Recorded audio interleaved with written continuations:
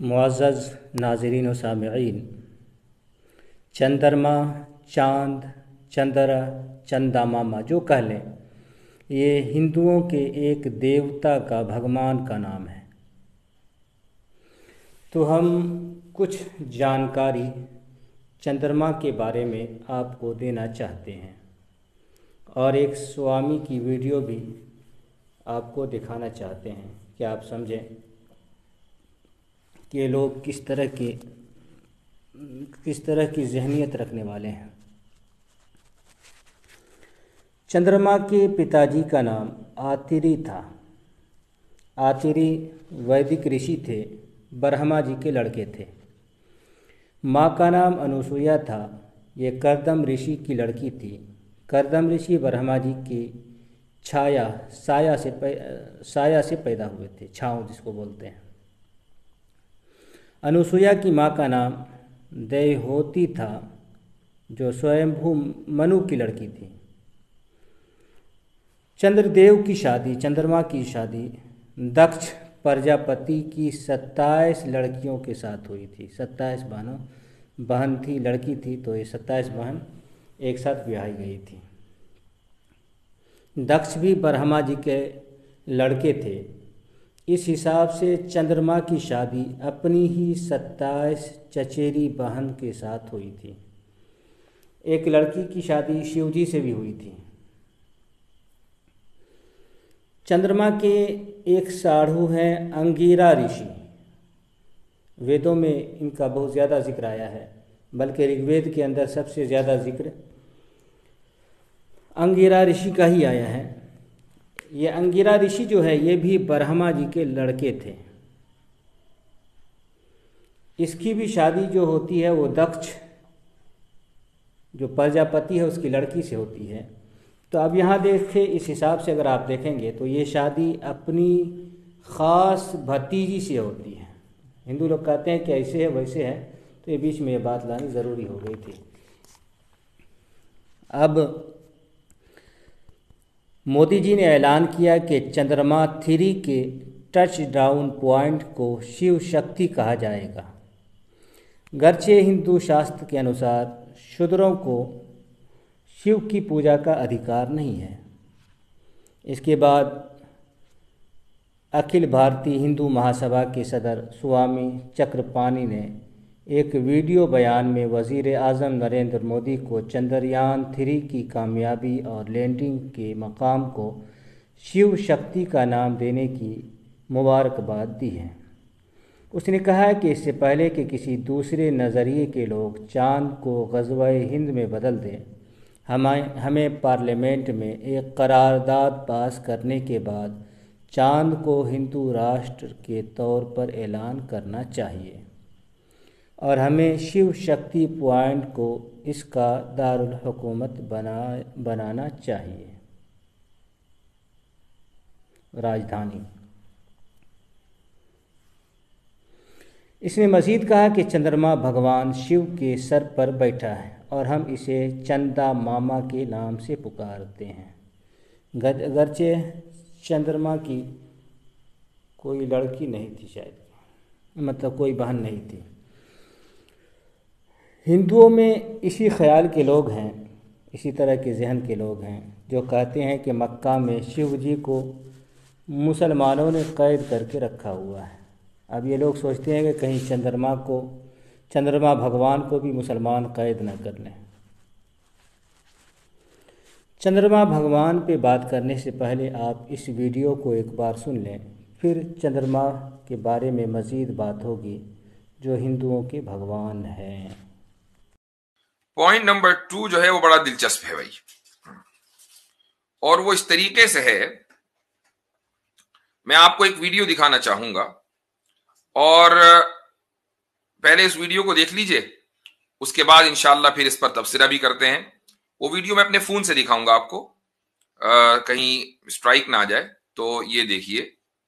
देश के प्रधानमंत्री माननीय श्री नरेंद्र मोदी जी को बहुत बहुत धन्यवाद मैं देता हूं कि उन्होंने जिस प्रकार से चंद्रयान 3 जो चांद पर उतरा है, उस स्थान का नाम शिव शक्ति पॉइंट रखा है और इसकी घोषणा किया है।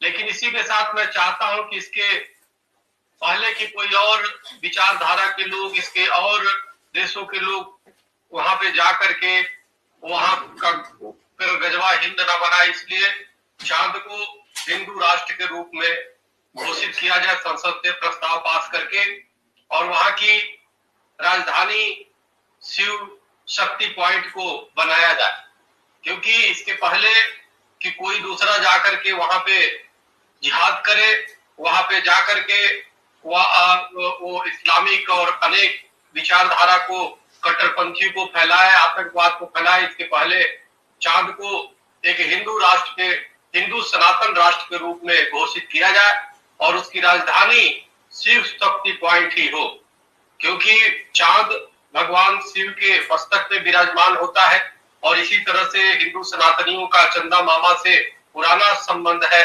अनेक प्रकार की चांद का हमारे यहाँ शास्त्रों में जिक्र है, इसलिए मैं चाहता हूं कि चांद की शुद्धता और पवित्रता बनी रहे और उसको जो है हिंदू सनातन राष्ट्र के रूप में घोषित किया जाए। संसद से प्रस्ताव पास करके संयुक्त राष्ट्र संघ की तरफ से चांद को एक हिंदू राष्ट्र के रूप में घोषित किया जाए, हिंदू सनातन राष्ट्र के रूप में घोषित किया जाए।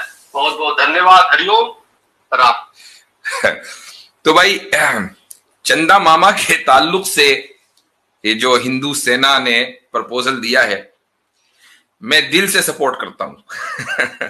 हिंदू राष्ट्र अगर कहीं बनना चाहिए तो वो चांद पे बनना चाहिए। और हम वहां गजबा के लिए नहीं जाएंगे। आप वहां हिंदुओं को शिफ्ट करें। और इस ताल्लुक से अगर कोई, ये तो 75 मिलियन में तो खाली रोबोट पहुंचा है ना, वहां $75 मिलियन में खाली रोबोट पहुंचा है। तो भाई अगर थोड़े से पैसे ज्यादा चाहिए तो वो भी मिल जाएंगे, क्योंकि पैसों की हमारे पास कोई कमी नहीं है। लेकिन प्रपोजल बहुत दमदार है कि वो शिव शक्ति पॉइंट कैपिटल होगी, वहीं पर मोदी जी विराजमान होंगे, हिंदू राष्ट्र चलाएं और पब्लिक को लेके जाएं वहां कोई गजवाए चांद नहीं होने वाला, क्योंकि आपके मामा जी से हमारी कोई दुश्मनी नहीं है भाई। हम तो आपके मामा जी को देख के अपना रोजा शुरू करते हैं, ईद मनाते हैं। तो ये जबरदस्त वीडियो थी। मैं बड़ा महसूस हुआ इस वीडियो को देखने के बाद कि भाई कैसे कैसे लोग दुनिया के अंदर हैं। इस आदमी को डर इस बात का लग रहा है कि हम पहले अगर उसको हम हिंदू राष्ट्र डिक्लेयर कर देंगे तो वहां फिर लोग जिहाद नहीं करेंगे। अरे भाई, जिहाद करने के लिए भी तो लोग, बंदा होना चाहिए ना। वहां बंदा है कहाँ? वहां ना पानी है, ना गैस है, ना बिजली है, कुछ नहीं है। वहां सांस लेने के लिए हवा नहीं है, और वहां बंदे पहुंचेंगे जिहाद के लिए। अजीब व गरीब मखलूक है। और बहरहाल 5 उंगलियां बराबर नहीं होती, एक उंगली सबसे छोटी भी होती है। तो ये उसी उंगली वाले, यानी जो सबसे छोटी उंगली है, उसका काम तो बहरहाल है, लेकिन ये कि वो इतनी मजबूत नहीं है कि जैसा कि हाथ की दूसरी उंगलियां। तो ऐसे ही सारे इंसान भी बराबर नहीं होते। किसी की अकल ज्यादा होती है, किसी की अकल कम होती है। कुछ लोगों की अकल घुटने में होती है तो किसी की टखने में होती है। ये उन लोगों में से है कि जिनकी अकल टखने में है। आपने वीडियो सुन ली तो अब मज़ीद चंद्रमा के बारे में और भी जान लें। यहाँ देखिए लिखा है चंद्रमा का जन्म, वो जो चांद नज़र आ रहा है उसके जन्म के बारे में लिखा है कि एक बार त्रिदेवियों को अपने सतीत्व पर अहम हो गया। अहम को जाम भी समझ सकते हैं। त्रिदेवी से मुराद सरस्वती, लक्ष्मी, पार्वती, जो ब्रह्मा, विष्णु और महेश की बीवी थी। उन्हें लगा कि उनके समान पतिव्रता स्त्री इस विश्व में कोई नहीं है।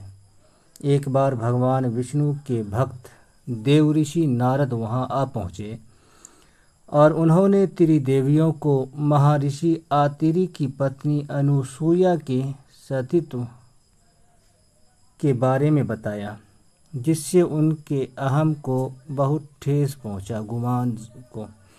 उन्होंने त्रिदेवों को अनुसूया के सतीत्व की परीक्षा लेने को कहा। त्रिदेव से मुराद ब्रह्मा, विष्णु, महेश यानी शंकर, जिसको शिव भी कहते हैं। तब त्रिदेव एक ही समय में महर्षि आतिरी के आश्रम में आए। तीनों देवों का एक ही उद्देश्य था, अनुसूया का सतीत्व नष्ट करना।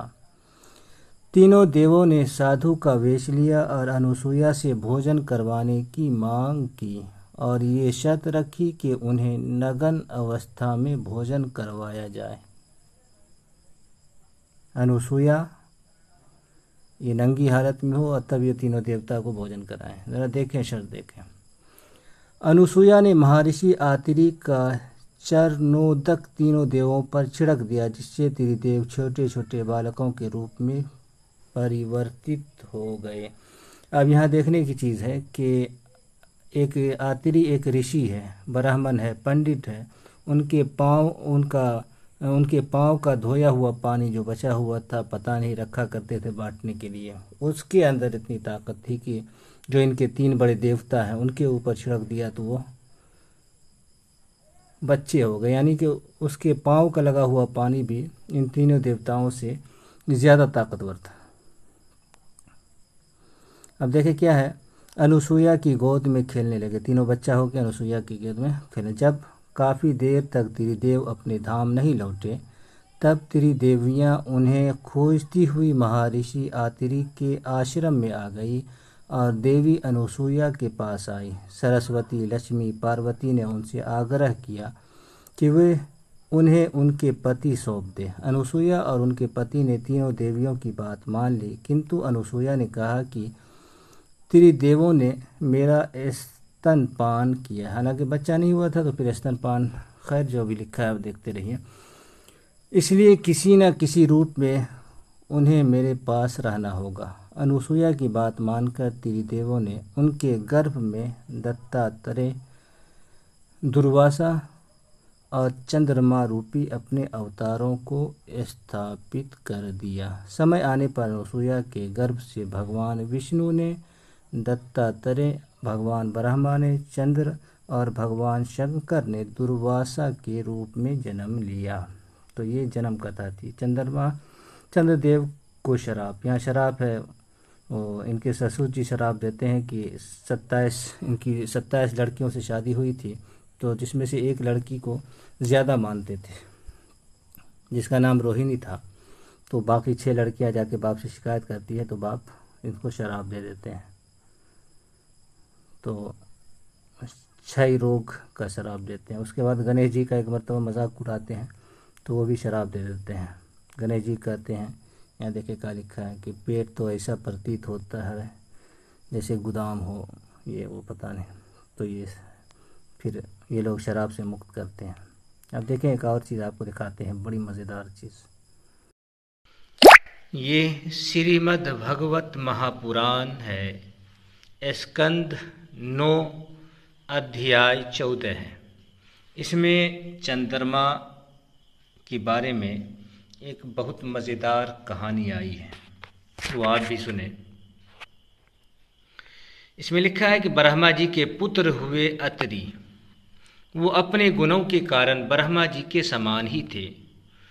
उन्हीं अत्रि के नेत्रों से अमृतमय चंद्रमा का जन्म हुआ। ब्रह्मा जी ने चंद्रमा के ब्राह्मण, औषधि और नक्षत्रों का अधिपति बना दिया, जिम्मेदार।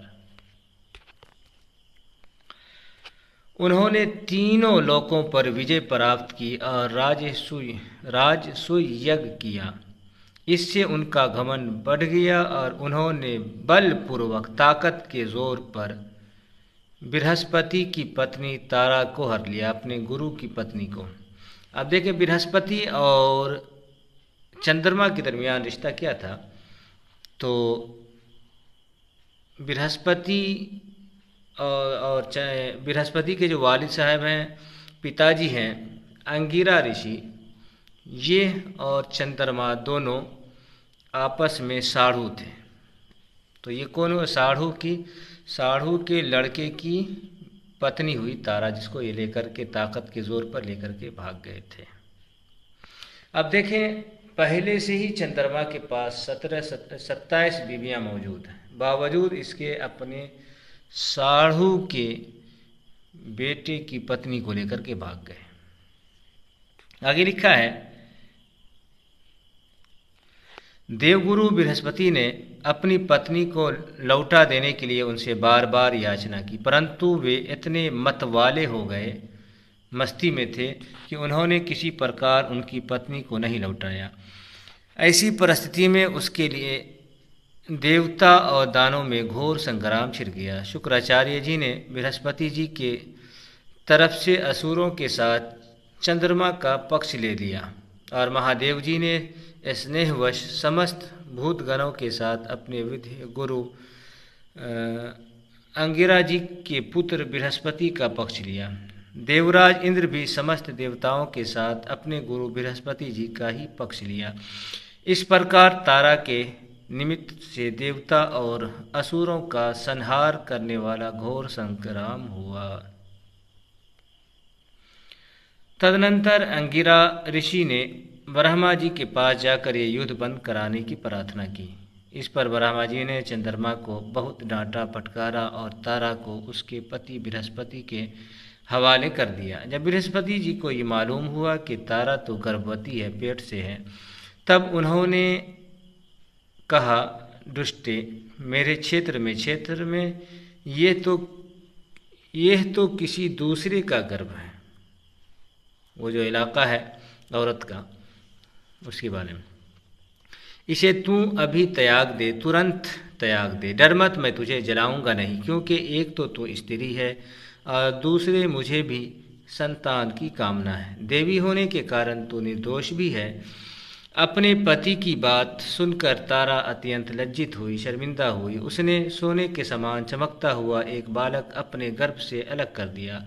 उस बालक को देखकर बृहस्पति और चंद्रमा दोनों ही मोहित हो गए, उसकी तरफ खींचे चले गए और चाहने लगे कि ये हमें मिल जाए। अब वे एक दूसरे से इस प्रकार जोर जोर से झगड़ा करने लगे कि ये तुम्हारा नहीं, मेरा है। ऋषियों और देवताओं ने तारा से पूछा कि ये किसका लड़का है, परंतु तारा ने लज्जावश कोई उत्तर न दिया। सुनते जाइए, शर्माते जाइए। बालक ने अपनी माता की झूठी लज्जा से क्रोधित होकर कहा, दुष्टे, तू बतलाती क्यों नहीं? तू अपना कुकर्म, अपनी शरारत, अपनी बदमस्ती मुझे शीघ्र बतला दे, जल्द से जल्द बतला दे। उसी समय ब्रह्मा जी ने तारा को एकांत में बुलाकर बहुत कुछ समझा बुझाकर पूछा। तब तारा ने धीरे से कहा कि चंद्रमा का है, यानी ये बच्चा चंद्रमा का है, शौहर का, मेरे शौहर का नहीं है। इसलिए चंद्रमा ने उस बालक को ले लिया। फिर ब्रह्मा जी ने उस बालक का नाम रखा बुध, क्योंकि उसकी बुद्धि बड़ी गंभीर थी, बड़ी बुद्धि वाला था। इस तरह से होता तो बुद्धि वाला तो होगा ही।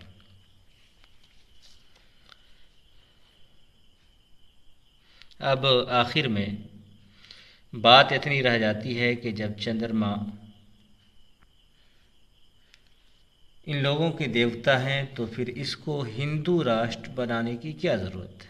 पूरा का पूरा चांद ही जब देवता है, तो फिर उसको हिंदू राष्ट्र बना के क्या करेंगे? वो तो पूरा का पूरा समझिए कि वो उसके अंदर खुद ताकत है हिंदू राष्ट्र बनाने की, सारी दुनिया को हिंदू राष्ट्र बना देने की। आप उसी को हिंदू राष्ट्र बना रहे हैं। और ये फिर एक तो बड़े देवता ये हुए, उसके बाद जो है शंकर जी के सर पे या पेशानी पे ये रहते हैं। आप शंकर जी जानते हैं क्या है। तो कहने वाली बात, पूछने वाली बात यह है कि इन पंडितों को ये भी लगता है कि शंकर जी भी कुछ नहीं कर सकते हैं, इनके बस में भी ये चीज़ नहीं है, कोई भी कब्जा कर सकता है शंकर जी के सर को। तो खैर मिला जुला कर के अगर इन लोगों की, इन पंडितों की बात पर अगर ध्यान दिया जाए तो इतना समझ सकते हैं कि हिंदू धर्म का मजाक उड़ाने वाला, हिंदू धर्म के जो वो लोग आस्था कहते हैं, धर्म का आस्था जिसको मानते हैं, ये लोग, ये पंडित लोग सबसे ज़्यादा हिंदू धर्म के आस्था का मजाक उड़ाने वाले हैं।